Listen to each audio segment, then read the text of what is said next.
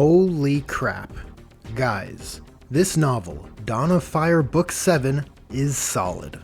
Now, I am aware that I'm a little late to the party to speak on Sea of Souls, as it was released back in November of last year, and I am aware it makes it seem like I am just too slow of a reader.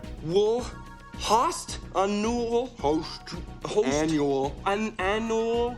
But truth be told, I try to maintain reading physical books since it's good for the noggin, something for which I've decided I'd use the Dawn of Fire series for, and I usually do so in bed as a means to help fall asleep, thus explaining the delayed timing of this video. But enough of my exciting bedroom activities.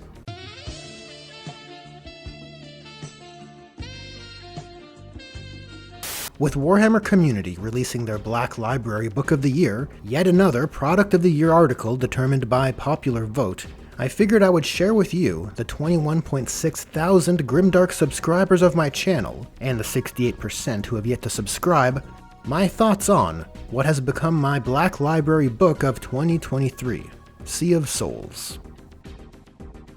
Well, Chris Wright has done it again. He just can't seem to put out a bad release. And admittedly, it's something that sparks a bit of joy for me, as across the Black Library author crew, he's become something of a favorite of mine. As far as my experiences go, Chris Wright is incredibly consistent, putting forth stories with intriguing plots, solid world building, characters you can root for, with just the right amount of grim dark without turning into grim derp, all the while keeping the information drip measured for peak engagement. Chris, you make me proud. Sea of Souls, as an entry in the Dawn of Fire series, is a breath of fresh air. A point which, for myself, holds extra value, as I've been largely disappointed with the series as a whole.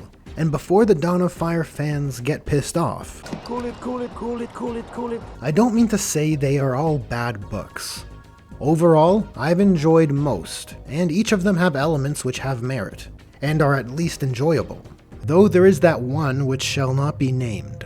The best example of Sea of Souls novelty, pun intended, is in the plot and setting.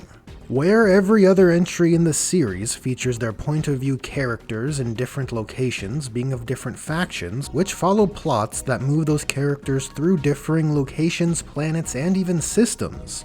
The entirety of Sea of Souls' story is confined to a single battle cruiser, the Judgment of the Void. And that's not a bad thing.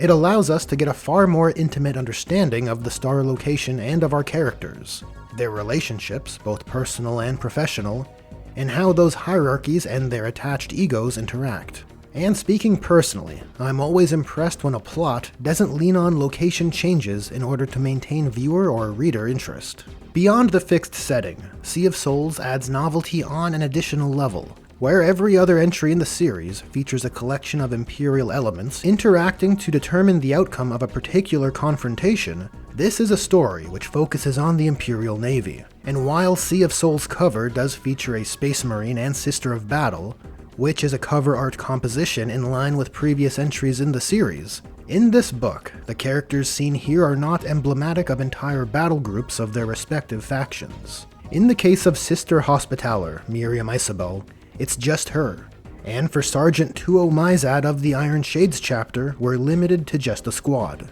Broadly speaking, they're just individuals who are part of a larger moving plot, and they're made all the more special for it. We see them through the lens of our Imperial Navy officers and crewmen, which not only serves them better, but happens to benefit the plot as well.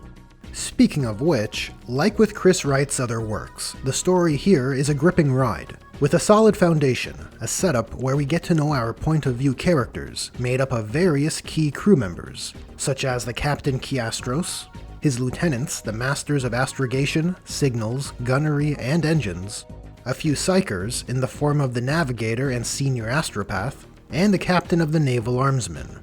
We also get to know the ship itself, and in those introductions we get a strong characterization of our cast, what they think of each other, along with demonstrations of their competency. It all serves to paint a clear picture of what business as usual is on the Judgment of the Void. This is followed by an inciting incident, which turns things on their head, and leaves us with a myriad of questions and possibilities, which are explored and revealed with a satisfying amount of twists and turns to deliver a story which feels appropriately grimdark, and well demonstrates the kinds of threat and phenomenon encountered by humanity in the grimdark future. And if you're wondering why I'm being so vague about the plot, well, it's because I genuinely feel the less you know about it, the better. My reading experience was enhanced by knowing as little as possible, and I believe Sea of Souls is best experienced that way.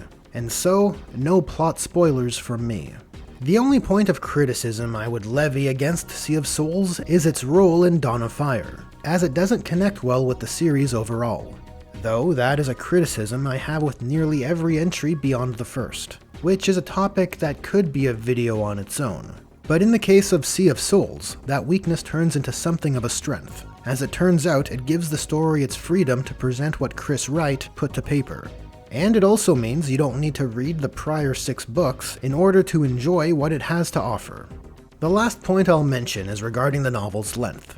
In a series with an average page count of 489, Sea of Souls clocks in with a page count of 392, which may be a sticking point for some.